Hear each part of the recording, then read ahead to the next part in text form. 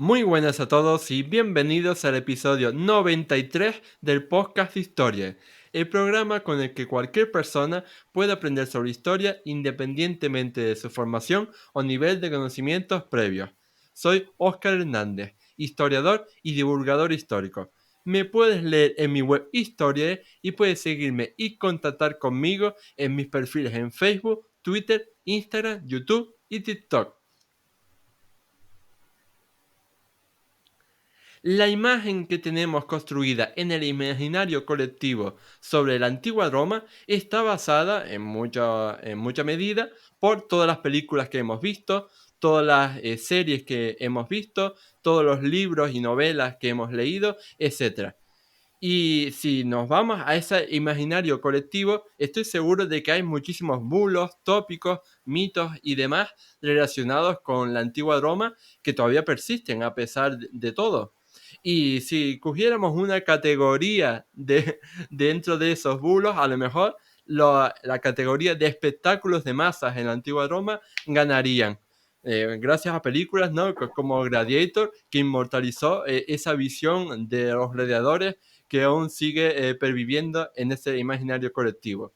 Y bueno, puestos a hacer un programa acerca de la verdadera cara de estos espectáculos de masas en la antigua Roma, alejados de todos esos bulos y tópicos, hoy tengo el placer de contar en este programa con una gran experta en el tema para que hable sobre ello. Ella es María Engracia Muñoz Santos, doctora en arqueología clásica y divulgadora científica. ¿Qué tal estás, María Engracia? Hola, ¿qué tal? Muy bien. Encantada de estar aquí contigo, hablando de espectáculos romanos.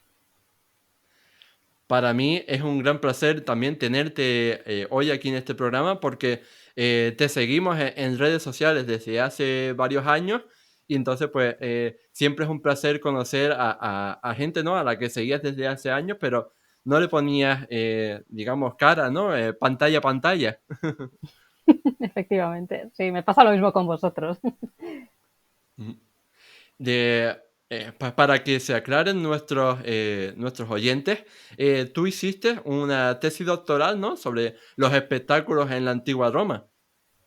Sí, efectivamente. Mi tesis doctoral, más que sobre los espectáculos en la antigua Roma, específicamente es sobre los animales que participaban en los espectáculos en la antigua Roma. Pero claro, para investigar sobre animales he tenido que investigar sobre todos los espectáculos porque así es como normalmente te llegan a tus manos, ¿no? Los libros de científicos o de divulgación, alta divulgación sobre todo, y científicos más aún, claro, porque aunque mi tema son los animales, siempre se ha metido dentro, erróneamente, de ahí mi tesis, dentro del espectáculo gladiatorio. Entonces, pues claro, he tenido que leer y aprender de todo para poder hablar de animalillos. Y bueno, yo creo que antes de meternos de lleno, ¿no? En cada uno de esos espectáculos de la antigua Roma, yo creo que lo primero, ¿no? Lo fundamental, lo más básico, sería nombrarlos, decir de qué espectáculos estamos hablando a la hora de hablar sobre estos espectáculos de masa en la antigua Roma. Uf, pues es complicado, ¿eh? Parece que no, pero es complicado. Vamos a ver, tenemos de dos tipos, ¿vale? Estarían los que serían religiosos y los que serían lúdicos, más, un poco más, pues, que no tienen ningún tipo de relación con el tema religioso, más civiles, podríamos decir, ¿vale? Entre los religiosos tenemos, por ejemplo, las famosas carreras de cuadrigas, que sería una modalidad dentro de las carreras de caballos que se hacían en el circo. Después el hipódromo, ¿no? Más tarde en Oriente.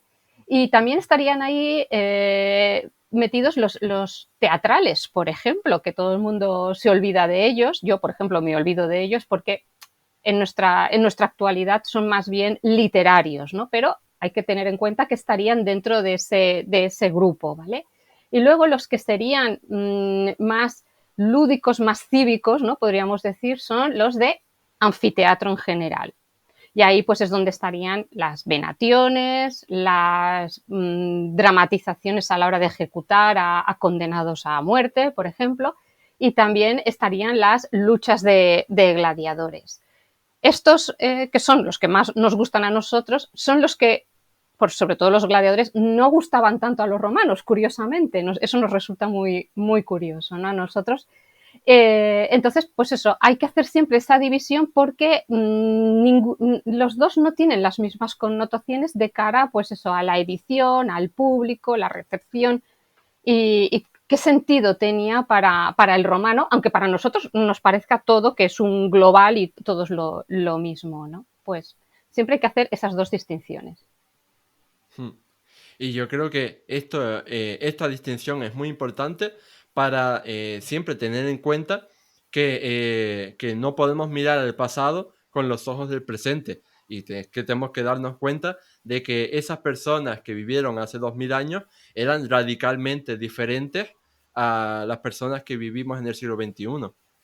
Efectivamente, ellos tenían otros problemas, otras formas de pensar, otras vivencias.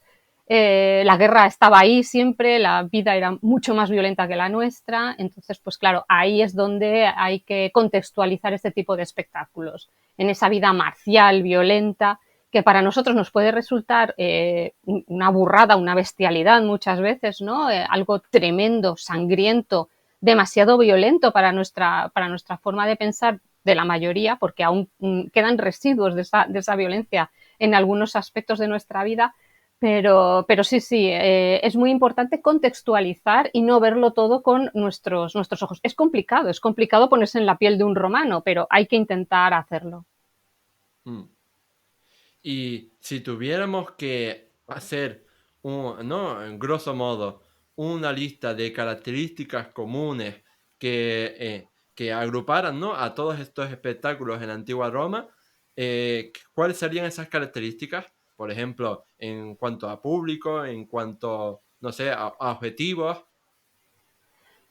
Bueno, ya lo he dicho, unos son Mm, religiosos, que serían, por ejemplo, las carreras que implican la aparición de animales tirando de carros o hípicos directamente, de monta de caballos, por ejemplo. Esos tendrían un objetivo religioso porque siempre están relacionados con festividades religiosas, ¿vale? Con sacrificios y con ciertos rituales, mientras que los de anfiteatro son una especie de educación y enseñanza al pueblo en el tema de la marcialidad y la violencia y la sangre, como por decirlo un poco bruto, ¿vale? Normalizar esa violencia y esa visión de la sangre porque los romanos realmente su carácter era belicoso y en cualquier momento podían salir y ponerse a luchar con un enemigo. Entonces, también estos segundos tenían un gran, no sé cómo decirlo, un gran interés porque aquellos que no salían a luchar, ¿no? Aquellos que se quedaban en casa, en Roma o en cualquiera de las ciudades de provincia, les traían esa guerra dentro de la arena. Entonces, mujeres, niños, esclavos, estaban totalmente a la orden del día, ¿no? En lo que se refiere a violencia, porque si la montaña no va a Mahoma, Mahoma va a la montaña, ¿no? Podríamos decir. Entonces, lo que hacían era traer esa violencia a la arena para que todos fuesen partícipes de esas batallas, esas guerras, esas luchas, esa sangre, esas victorias o esas derrotas a veces, ¿no? mm, Era pues una forma, no sé, el SPQR que tanto nos repiten, realmente es que todos iban a una, unos iban a luchar y otros traían la lucha a casa para que todo el mundo fuese partícipe de ella. mm. Y bueno, más bien te preguntaba esto por el tema, por ejemplo, sabemos, ¿no? que en Roma, en la sociedad romana, existían diversos grupos sociales. Entonces, me refiero, se juntaban todos en los anfiteatros, en los circos, para ver esos espectáculos, o sea, o estaban estratificados, ¿no? Las gradas, o, por ejemplo, ¿tenían que pagar entrada para poder ir o era gratis? Vale, a ver si me acuerdo de todas las preguntas. Empiezo por la última. Eran gratis, eran gratis. El editor, que era el que organizaba los espectáculos, era el que pagaba. En el caso de los anfiteatros sería de su propio bolsillo. En el caso de los circos lo pagaba el Estado, ¿vale? De las arcas del Estado, puesto que era un tema religioso, lo pagaba el Estado. En el otro, en los anfiteatros no, salía de su bolsillo, aunque el editor fuese un emperador. Luego a veces se desdibuja, ¿no? Como siempre, eso de que su propio bolsillo son las arcas del Estado, se desdibuja un poco, pero en principio debía de salir del bolsillo del propio editor, ¿vale? Eso por un lado. Luego, por otro, lo que me preguntas de la estratificación. Sí que sabemos que en el circo se mezclaba la gente, tanto mujeres como niños, como hombres, como de distintas clases sociales. Sí que más cerca de la arena estarían la gente de más poder, ¿no? Podríamos decir, poder político sobre todo. Hablamos de senadores, patricios, etcétera, etcétera. Se acercaban más, pero sí que sabemos que se mezclaban entre ellos. Esto lo sabemos gracias a Ovidio, por ejemplo, que nos cuenta cómo ligar en un circo durante un espectáculo. Si no tuvieses a la chica al lado, es complicado lo de ligar si ella se sienta más arriba, como se defiende muchas veces que sí pasaba en el anfiteatro. Esto ocurre por Augusto. Augusto es el que divide o divide esa cavea, ¿no?, en estratos sociales y dependiendo de si eres hombre o mujer. Es curioso, ¿verdad? Las entradas, ya os digo, en cualquiera de los dos edificios eran gratuitas, podía entrar el que quisiera, se daban unos boletos donde te ponían en qué lugar debías, no en qué lugar debías sentarte, sino por qué puerta debías entrar. Es decir, que la gente muchas veces, a excepción de los patricios, que sí que estaba su nombre grabado donde debían de sentarse, ¿vale? Conservamos a algunos, por ejemplo, en el Coliseo se conserva el lugar donde los gaditanos debían sentarse, ¿no? Sí que estaba marcado. En el caso de la gente popular, ¿no?, podríamos decir, esos iban a tutiplén, ¿no?, a llenar aquello como fuese. Entonces la gente hacía noche, el día de antes, a la puerta para coger el mejor sitio, ¿no? Y entonces sí que tenían el boleto con el numerito de la puerta por la que debían acceder, no ya donde debían sentarse. Y luego el tema de la mujer, que siempre se habla mucho, ¿no? La mujer, ¿dónde se sentaba? Augusto, según cuentan, dijo que se debían sentar en la parte de arriba. Probablemente, ¿vale? Eso fuese en el caso de las mujeres de extracción popular, podríamos decir, ¿no?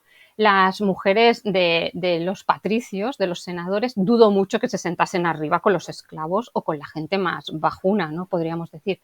Probablemente se sentasen con ellos, incluso en alguna cita de Juvenal lo comenta en el caso del teatro, que también había esa especie de estratificación, ¿vale? Probablemente se sentasen con ellos. El problema es que, como siempre, las mujeres son olvidadas por las fuentes, pues no nos cuentan dónde se sentaban. Solo las de clase popular que debían de sentarse arriba, ¿vale? Y efectivamente, la cavea estaba dividida, la gente, los senadores patricios, los más cercanos, luego iban los hijos de esta gente, con sus tutores, obviamente, luego estaban también los caballeros, y luego ya iba pues hacia arriba, cada vez más lejos de la arena, la gente menos pudiente, cuanto más lejos, menos pudiente era. Y esto se cree que podría ser porque, bueno, yo es lo que opino también, porque realmente el ejército estaba comandado por estos patricios, ¿no?, y estos equites, ¿vale? Entonces estos eran los que tenían más relación con ese mundo marcial, con lo cual eran los que más cerca quedaban. También los chicos, los hijos, que a la larga iban a ser los generales, capitanes, etcétera, etcétera, del ejército.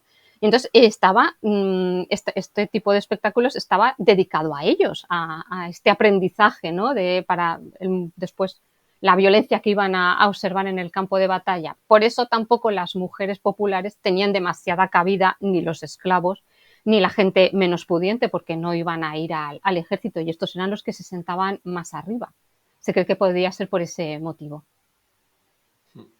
De, me ha gustado mucho tu respuesta, entre otros motivos, porque nos damos cuenta de hasta qué punto pues, nos parecemos, ¿no?, en cierto sentido, a esas personas, ¿no? Por ejemplo, lo que decía, de que hacían cola desde por la noche anterior, ¿no?, para entrar, pues eso lo seguimos haciendo hoy en día, ¿no? Para cuando hacemos cola para ir a un concierto en un estadio, ¿no?, de una estrella internacional, pues Sí, hay mucha gente que hace cola, ¿no?, y que se lleva a las tiendas de campaña o lo que sea.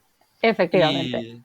Y, y bueno, aprovecho también para decir que si nuestros oyentes quieren, por ejemplo, conocer más a fondo la historia del Coliseo Romano, que lo has mencionado, les invito a escuchar el podcast que grabé hace un par de semanas con Fernando Lillo Redonet, precisamente sobre el Coliseo Romano.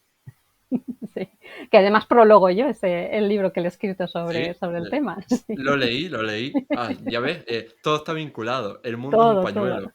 Sí, sí. Nos conocemos todos aquí. Mm. Sí.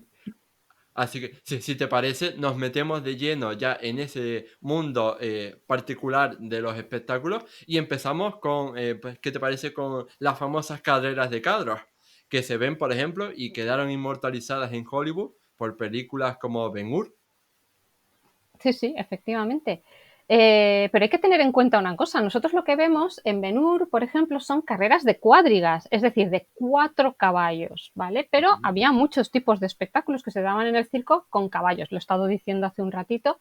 Podían ser simplemente de gente montada a caballo, carreras de, ¿vale? de equitación, podríamos decir, ¿no?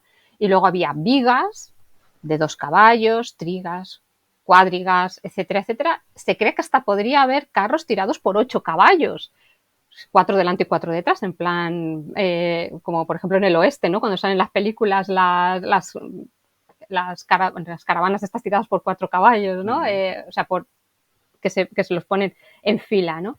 Era el espectáculo favorito de los romanos. Todo el mundo piensa, los gladiadores. No, no, cuidado. El espectáculo favorito, ya sabemos que los romanos eran muy religiosos, el espectáculo favorito eran las carreras en el circo, de las cuales se apostaba, las cuales conllevaban también ciertos rituales para que perdiese el que no querías que ganase, que se le enredasen las patas, que se muriese la noche de antes, o sea, ciertos rituales mágicos, ¿no? Y no en esas tábulas de ficciones, ¿no? Que se dejaban en las tumbas y tal, ¿no? Supongo que habéis hablado en algún momento del tema este.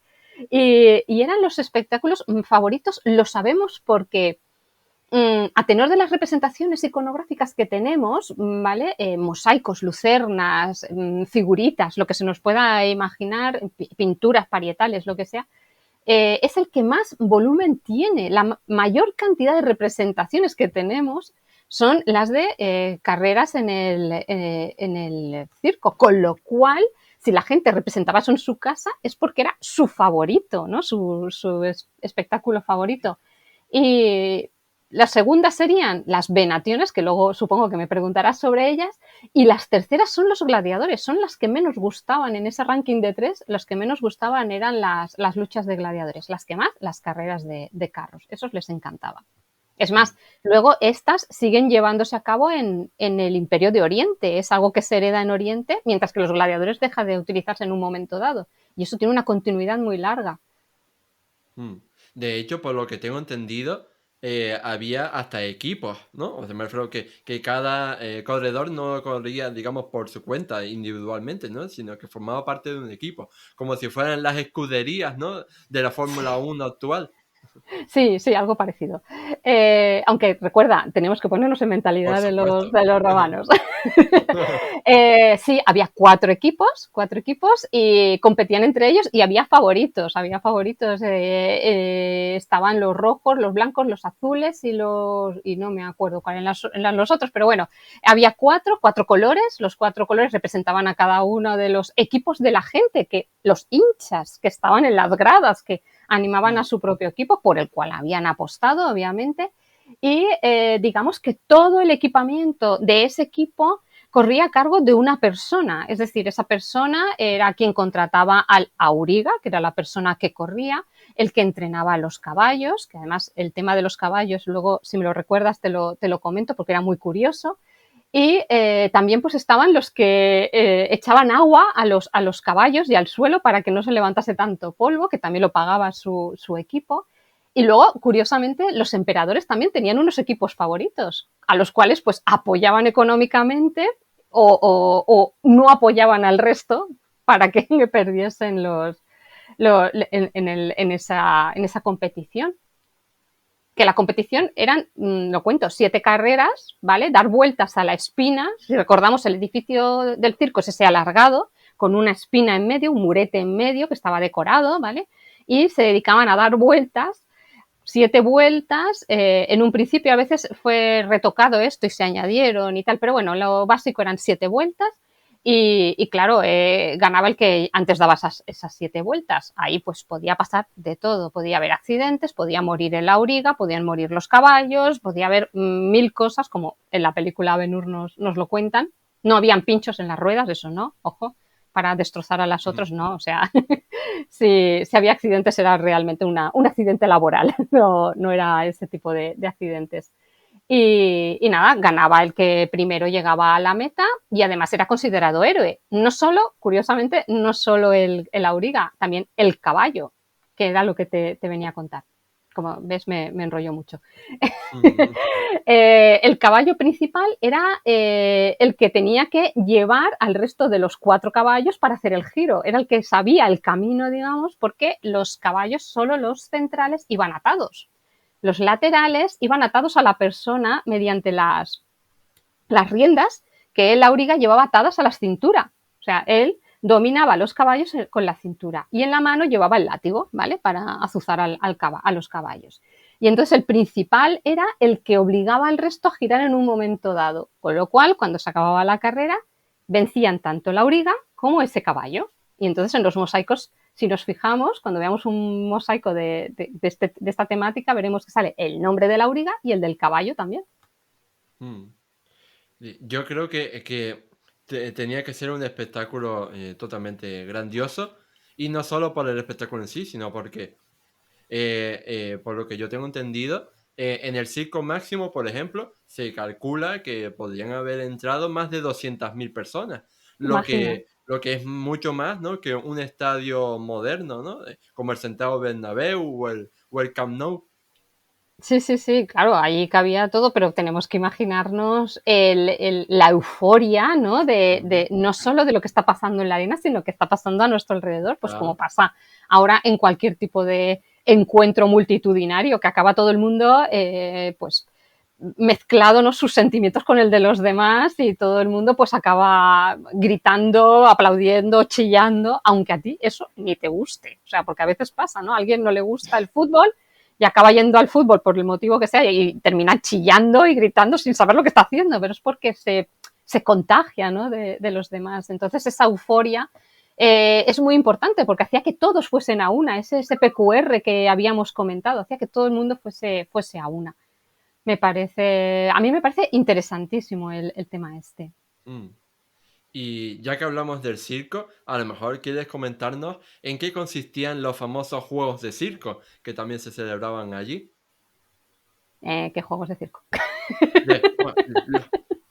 Bueno, me refiero por ejemplo, de las cacerías de animales, ¿no? Bueno, es que el circo a ver, los romanos no tenían un edificio en concreto para realizar un espectáculo. Los edificios eran polivalentes, ¿vale? Entonces, Mm, había momentos de celebraciones donde se podían dar en varios lugares al mismo tiempo. Podías tener un espectáculo en el ah, anfiteatro, un espectáculo en el foro y un espectáculo en el circo. Claro, el problema es que el anfiteatro no se construye hasta una edad muy avanzada, ¿vale? Los primeros, el primero que se construye es con Augusto, el cual desaparece, aunque en realidad el más famoso es el Coliseo porque es el primero de piedra, ¿vale? El primero se construye con Augusto, luego Nerón hace otro, etcétera, etcétera, pero el más famoso es el Coliseo con Vespasiano, Tito y Domiciano, ¿no? Pero antes de que todo eso existiese ya se daban espectáculos. Entonces en el circo se representaban pues no solo este tipo de carreras que hemos dicho, sino también venaciones, que son las cacerías de animales. Incluso sabemos por la Res Gestae que Augusto realizó una lucha de gladiadores dentro de un circo.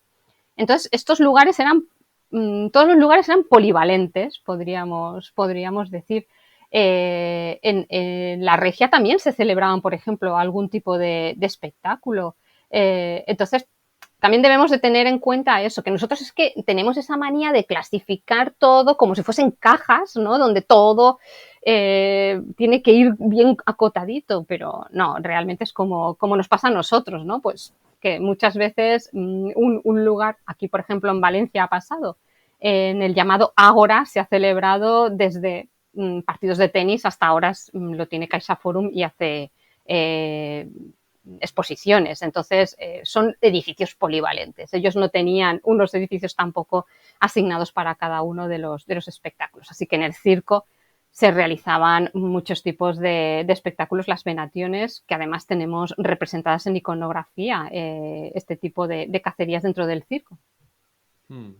Sí, muchas veces se traían animales muy exóticos para mostrarlos allí, ¿no? Y cazarlos.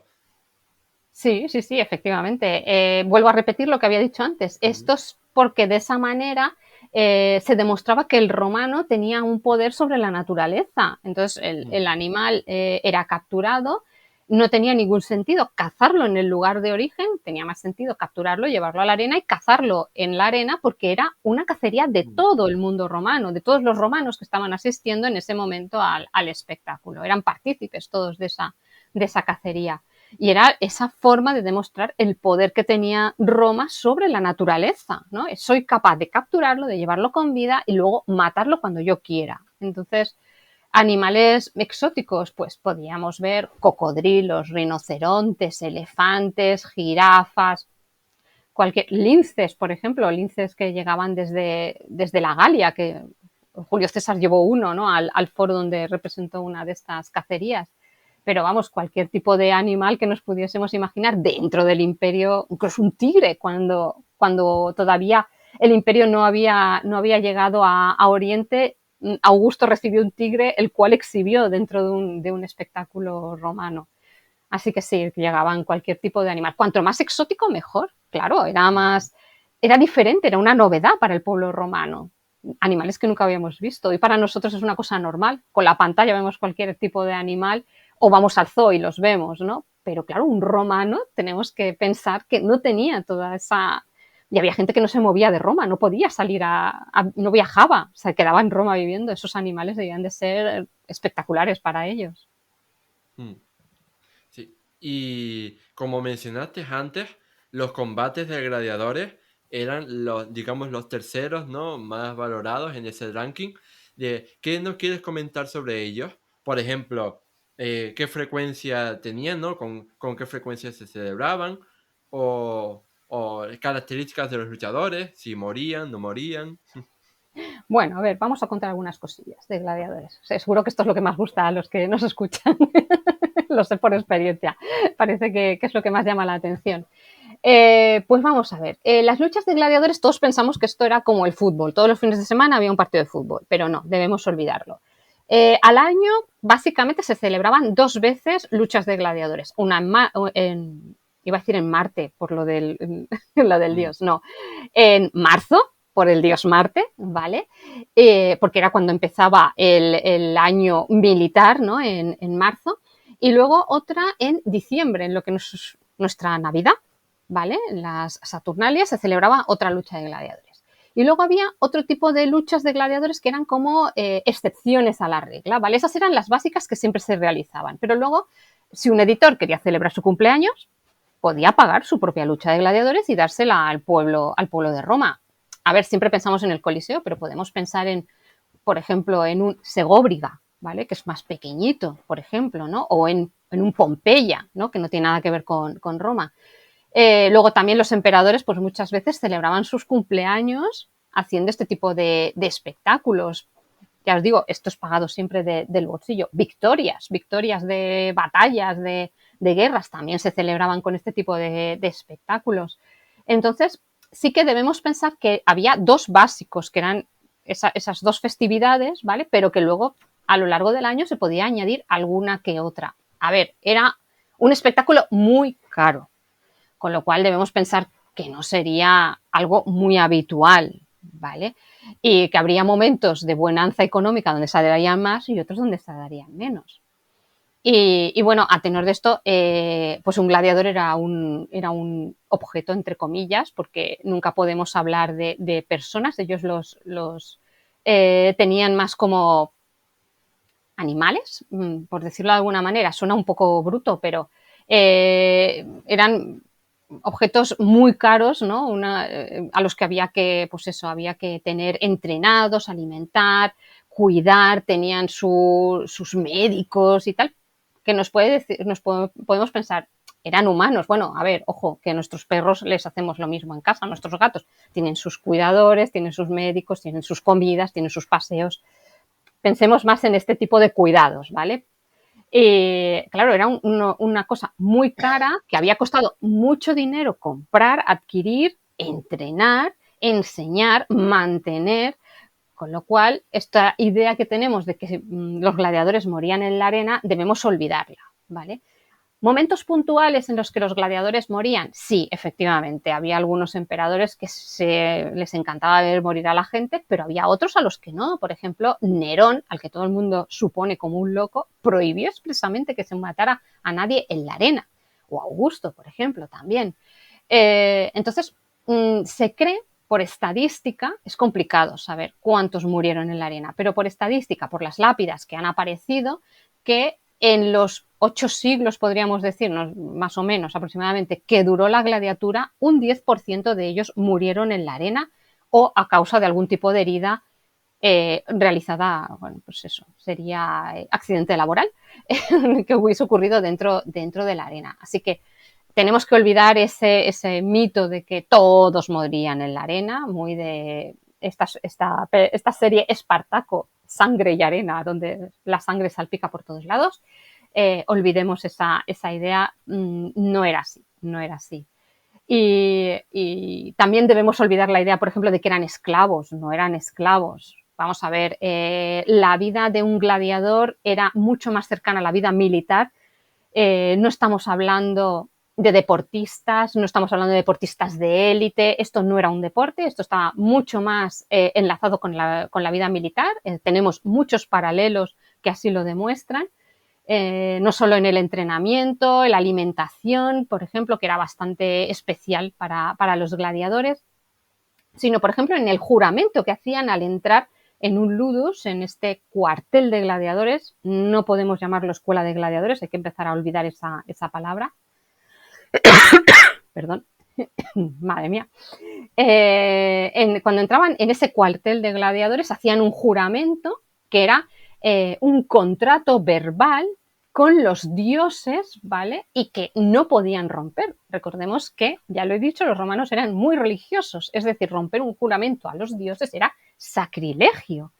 Entonces, cuando entraban al ludus, igual que el soldado cuando entraba en el mundo militar, hacía ese juramento, se tatuaban, igual que los soldados se tatuaban a dónde pertenecían, ¿no? A qué legión y tal, ¿no? Pues también ellos se tatuaban. Y entonces, pues eso, tenían un entrenamiento específico para luchar en estos espectáculos. Que además el contrato era temporal, que esto pensamos que ellos entraban ahí de por vida hasta que morían. No, no, vamos a ver, ellos juraban estar en ese cuartel de gladiadores a cargo de ese lanista, que era la persona que los contrataba o los llamaba o los pagaba o los entrenaba, o pagaba el entrenador, ¿no? El entrenador era el doctore, que a nosotros nos ha quedado la palabra doctor, curiosamente, ¿verdad? Entonces, ellos lo hacían por un número de espectáculos, 19, 20 espectáculos, o por un número determinado de tiempo, de meses, ¿vale? No, o de años. No estaban ahí a perpetuidad, ¿vale? Entonces, todos estos tópicos que tenemos en la cabeza debemos empezar a quitarlos de en medio porque vemos como que los gladiadores eran algo muy excepcional dentro del mundo romano, cuando en realidad no eran algo tan extraño ni exótico para ellos. A los gladiador podía ser el que estuviese bien físicamente y pretendiese luchar en la arena, lo hiciese bien o lo hiciese mal. Si lo hacía mal moría o quedaba herido o le tiraban fuera directamente, y si lo hacía bien se podía convertir en una persona muy famosa, ¿vale? Pero no debemos dejar de pensar que el gladiador mucha gente se metía en este profesión, porque era una profesión para ellos, ¿no? Pues como podía ser un carnicero o un profesor o cualquier otro tipo de profesión. Muchas veces para conseguir la ciudadanía, porque claro, el que entraba a luchar en la arena o entraba a ser entrenado en un cuartel de gladiadores no era ciudadano romano muchas veces. Y una vez salía, vencedor, sobrevivía a todo esto, ¿no? Se convertía en ciudadano. Era liberado de todas sus cargas y era un ciudadano, pues como podía pasar con un profesor que compraba su libertad, ¿no? A la familia. O sea, que debemos empezar a pensar de forma diferente sobre estas personas, ¿no? Además las convertimos en gente de carne y hueso, no son luchadores violentos de películas, son personas normales y corrientes. Mm. Sí, y precisamente para eso es este tipo de programas, como hemos dicho, para desmontar todos esos bulos, esos tópicos, esos mitos relacionados con el mundo no solo de la gladiatura, sino de los espectáculos de masa en general. Y bueno, si alguien quiere profundizar en esta temática y aprender más sobre el mundo de los gladiadores, los tipos que habían, las armas que usaban, cómo era un combate, etcétera, yo les recomiendo que le busquen en el historial de programas de historia, porque grabamos uno específico sobre el mundo de los gladiadores con el del creador histórico Lucius Spiculus, que es especialista precisamente en el mundo de la gladiatura. Y bueno, de ahora pasamos, si quieres, a una temática que también te afecta, porque participaste en un documental de Movistar en el que se hablaba sobre el mundo de las gladiadoras, porque ese es otro mito, ¿no?, que queremos desmontar, el hecho de que también había mujeres que participaban en la gladiatura. Cuéntanos un poco acerca de este mundo. Pues sabemos muy poco sobre ellas, porque las fuentes dan un poquito de vuelta cuando hablan sobre las mujeres, sobre todo cuanto más atrás en la historia de Roma buscamos, ¿no?, las fuentes. Hubo mujeres luchadoras. A mí me gusta más hablar de mujeres luchadoras porque la palabra gladiatriz no aparece hasta el siglo IV después de Cristo, mientras que hay registros de mujeres que luchaban o participaban de alguna manera en la arena, porque en las fuentes, ya lo digo, no, en los primeros momentos no lo dejan claro, desde el primer siglo antes de Cristo, siglo I, siglo II, ahora no recuerdo, pero bueno, que en época republicana ya había mujeres que participaban en este tipo de espectáculos, mujeres luchadoras, mejor que las gladiatrices, ¿vale? ¿Cómo luchaban? No tenemos ni idea. ¿Qué hacían? Tampoco, pero tenemos un relieve, ¿vale?, que se encontró en Halicarnaso, donde aparecen representadas dos mujeres. Este relieve está bastante debatido, ¿vale? Yo creo que el debate está creado entre los científicos y el público, ¿no? Porque parece que cada uno quiere ver lo que quiere ver ahí, no voy a entrar en el tema este, pero el relieve está muy degradado, con lo cual prácticamente no se ve cómo van vestidas, sí que se ve que no llevan casco, por ejemplo, que luchan con espada o con gladius, ¿no?, que van con un escudo tapadas. Probablemente luchaban con una camisa muy ligera porque Juvenal ya nos lo cuentan, con lo cual pues parece que sí, que marcan ciertas curvas del cuerpo femenino en este relieve, probablemente por ese uso de esa camisa fina que se quedaba pegada, dice Juvenal, con el sudor se les quedaba pegada al cuerpo, ¿no? Pero no sabemos mucho sobre ellas, porque además el tema de las mujeres gladiadoras ha sido muy mal estudiado, ha sido muy mal interpretado y muy mal traducido también en muchos casos de las fuentes originales. Entonces, digamos que se ha convertido en una especie de leyenda urbana que ha dado mucho motivo a especular y a hablar sobre mujeres luchadoras. Entonces, sí que hubo mujeres, pero debemos empezar a pensar que nada de esos cuerpos espectaculares, nada de tema sexual, nada de todo eso debemos olvidarlo, ¿vale? Pensemos en que la alimentación de un gladiador masculino era de unos 6.000 calorías, ¿vale? 6.000 calorías, echemos cuentas con lo que ahora come, por ejemplo, una mujer, que serían unas 1.200 más o menos, dicen que eso es lo sano, ¿no? Pero si ellas comían lo mismo, pues debemos pensar en que ellas, esos cuerpazos de modelo Woman's Secret no los tenían, o sea, eran más bien unas mujeres grandes, ¿vale? Eran personas igual que ellos, eran grandes. Cuando hablo de ellos, por ejemplo, yo en mis conferencias digo que tenían el cuerpo de un boxeador de peso pesado.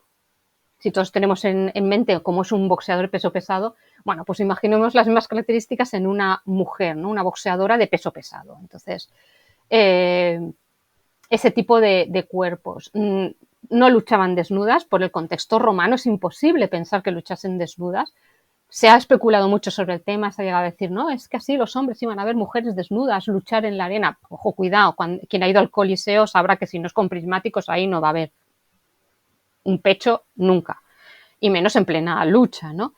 Y luego que estamos hablando de romanos que tenían en su casa esclavos, el que menos tenía uno, y podía ser una mujer a la que le dijese, desnúdate, que te quiero ver desnuda. O sea, no hay que ir al anfiteatro a ver a una mujer desnuda a luchar, ¿no?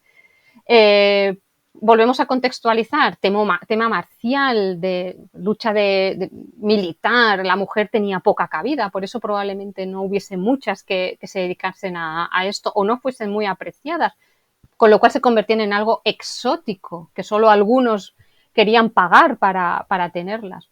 Pero sí que es verdad que las mujeres tenían cierta presencia en el entrenamiento gladiatorio como entrenándose. Tenemos relieves, me refiero a epigrafía, ¿vale?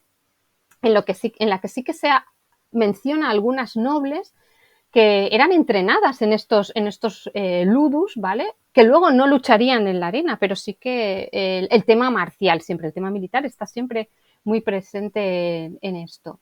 Así que sí, había mujeres que luchaban en la arena. Yo no las llamaría gladiatrices, tampoco sabemos exactamente si todas luchaban o no luchaban. Por ejemplo, ahora me viene a la mente una mención a una esedaria en Petronio, pero solo nos habla de una que no salió a la arena.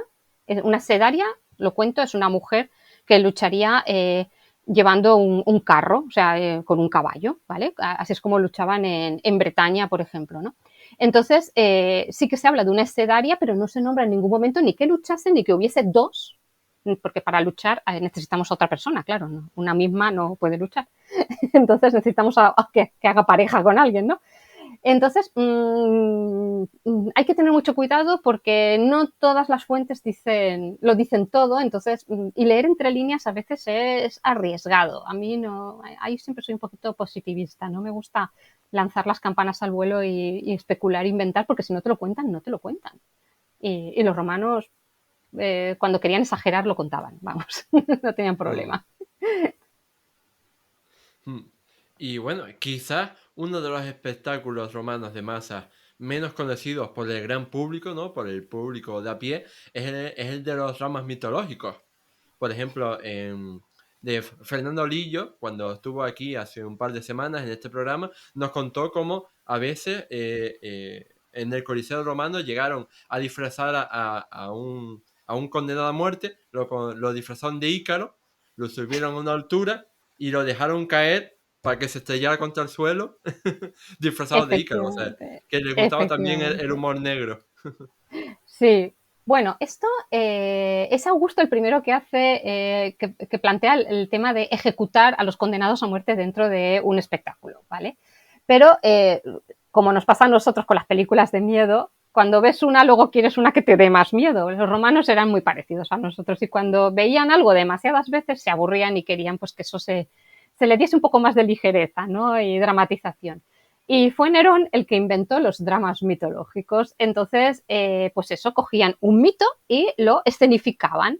En él, un animal era el que iba a ser el ejecutor de la condena a muerte. Y el de Lillo, por ejemplo, que nos has contado, el de Fernando Lillo es muy clásico. Luego también tenemos otro que a mí me hace mucha gracia. Vistieron a uno de Orfeo, lo subieron a una montaña, lo rodearon de animalillos y él tocando la lira, vestido de Orfeo, probablemente sabiendo lo que le iba a pasar, desafinaría.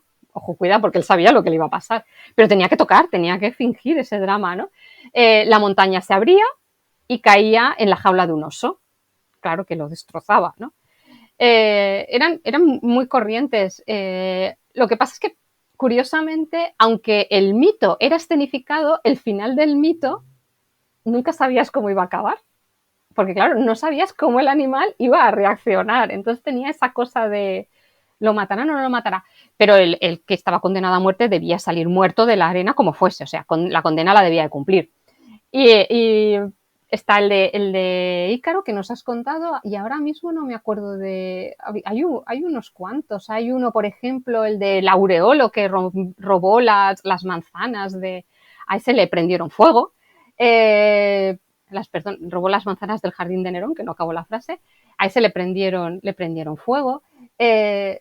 Luego está, por ejemplo, este otro que se hizo en Cartago con dos mujeres que luego las convirtieron en santas, que ahora con esto de los nervios de la entrevista se me van los nombres, que las vistieron también de sacerdotisas y los leones intentaron comérselas, pero como esto es un tema cristiano, ellas estaban imbuidas por la fe en Dios y los animales nunca llegaron a atacarlas, ¿no? También tenemos el tema de Andrócles y el león, por ejemplo, otro que iba a ser ejecutado y al final no lo fue porque el león había sido amigo de él, toda esta historieta. Había muchas escenificaciones de mitos. Leandro cruzando el agua para ver a su amada en la torre, pues eso fue también en la naumaquia. Se supone que debería haberse ahogado en el transcurso de la natación, ¿no? Había varios, hay varios, sí. Curiosamente, ahora en tu respuesta has mencionado una palabra que a lo mejor a muchos oyentes puede no sonarles, pero que vamos a resolver ahora mismo, que es la naumaquia. La naumaquia. Este espectáculo, que a lo mejor muchos no lo conocen, en realidad era el mayor espectáculo jamás celebrado en la antigua Roma, ¿no? Al menos en cuanto a preparación, logística, etcétera. Háblanos un poco acerca de las naumaquias que se celebraron en la antigua Roma. Muy bien. Pues las naumaquias dan nombre a tanto el espectáculo como al lugar donde se celebraba el espectáculo, ¿vale? Que eran unas piscinas gigantescas que se llenaban con agua del Tíber, que estaban construidas al lado del río, ¿vale? Para aguar y desaguar rápido. Y ahí se celebraban luchas navales, ¿vale? Se escenificaban luchas navales en las que los romanos nunca participaban, eran siempre luchas históricas donde pues participaban los cartagineses contra los griegos, los sicilianos contra los no sé qué, o sea, siempre contra lo que fuese, ¿no? Siempre eran luchas que ya habían ocurrido, ojo, eran luchas históricas, los romanos nunca participaban en esas luchas, o sea, nadie representaba, porque eran siempre dos grupos, digamos, uno enfrentado a otro, sobre barcos, debían ser luchas navales. Los romanos nunca participaban porque imaginaos que hubiese salido mal la lucha y hubiesen perdido los romanos. Ahí hubiésemos tenido un problema, así que lo mejor era no participar, siempre eran otros pueblos los que participaban en estos espectáculos. En ellos no luchaban los gladiadores, ojo, cuidado, que eso también se ha dicho muchas veces por ahí, eran condenados a muerte, ¿vale? Eran ladrones, eran gente pues, que habían atentado contra el Estado, o sea, era gente que debía morir, ¿vale? Habían sido juzgados y se les debían morir en ese espectáculo. Y pues eso, se trataba tanto de morir luchando como de morir ahogado. Era un espectáculo tremendo porque podemos imaginarnos el tamaño de esos lugares para albergar esas barcas o esos, ¿vale? Pero siempre se ha especulado mucho desde el mundo de la investigación cómo serían esos barcos, cómo se construirían, cómo se llevarían al interior, cómo... No sabemos nada. No sabemos si esas naumaquias se llenaban mucho de agua, se llenaban poco, los barcos iban con ruedas, los barcos flotaban, los barcos eran el mismo barco en una versión más reducida, no lo sabemos. Sí que sabemos que moría muchísima gente y que el que entraba en la naumaquia no salía vivo, o sea, eso sí que lo sabemos, pero no sabemos cómo se realizaban. Debían de ser costosísimos porque solo pensar en miles de hombres luchando dentro de ese espacio, la realización de ese edificio que no se utilizaba muy a menudo, que a lo mejor en la vida de un emperador se utilizaba 3-4 veces a máximo, ¿no?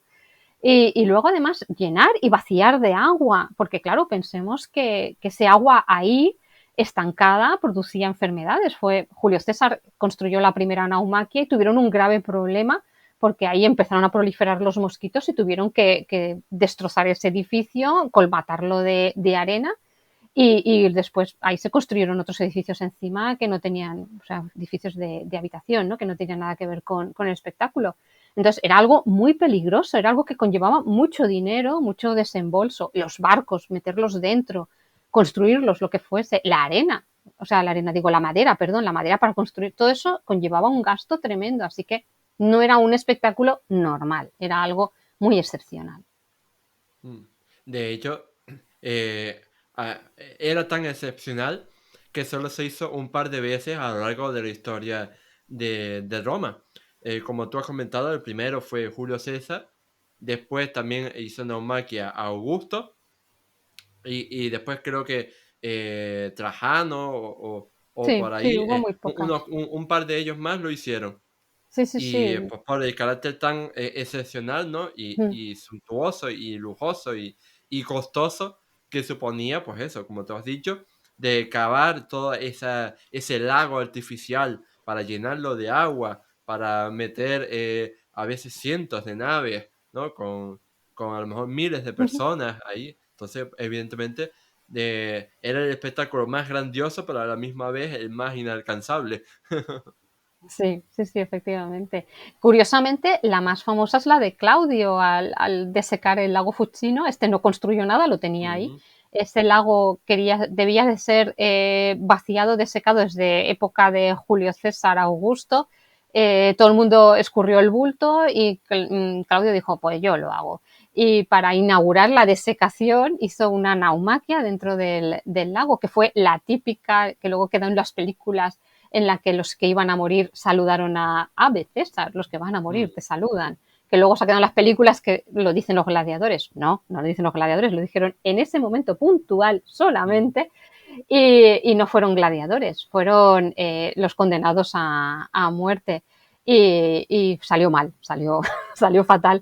Ahí se desbordó aquello, no estaba bien realizada la construcción, parece ser que se quedó el dinero el ingeniero que había diseñado todo, como pasa ahora también los políticos, y bueno, se tuvieron que hacer varias veces la desecación de ese lago hasta que al final se consiguió, pero costó hacerlo, sí.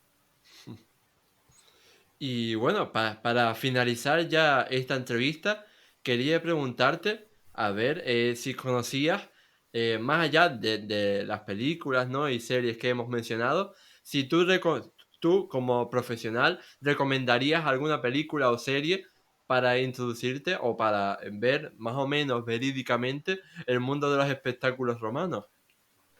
Ninguna. Lo suponía. A ver, me encantan las películas de romanos, lo tengo que decir, pero una película es una diversión, no es un documento histórico, no lo podemos tomar como tal. Siempre el director, para mí el cine, así lo he estudiado en historia del arte, es arte, el cine es un arte.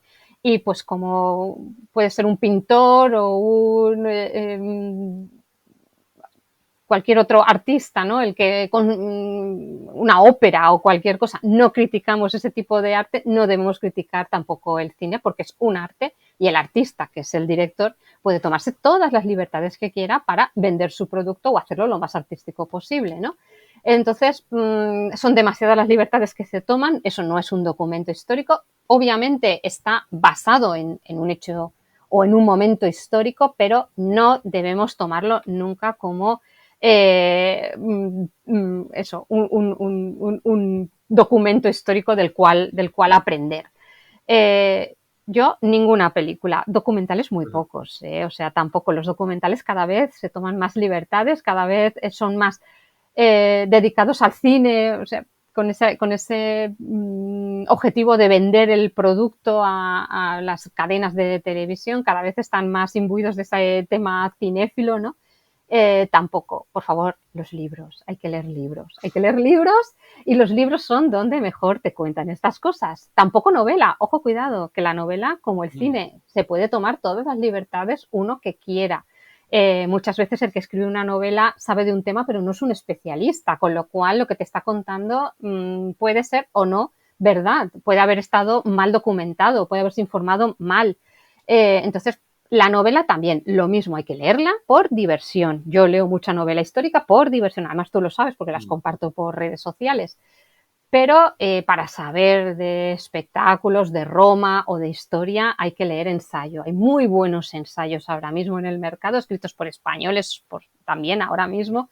Somos muchos los que nos dedicamos a divulgar Y por favor, hay que leer libros, no, las películas no te van a enseñar, las películas solo son para divertirte.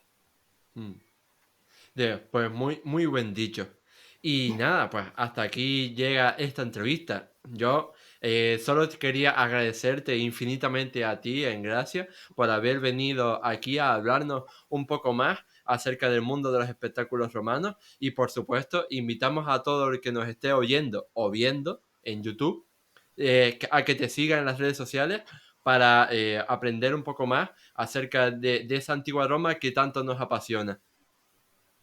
Pues eso, ahí os espero en las redes sociales y nada, cuando quieras estoy a tu disposición sin ningún problema. Me lo he pasado muy bien. Muchas gracias.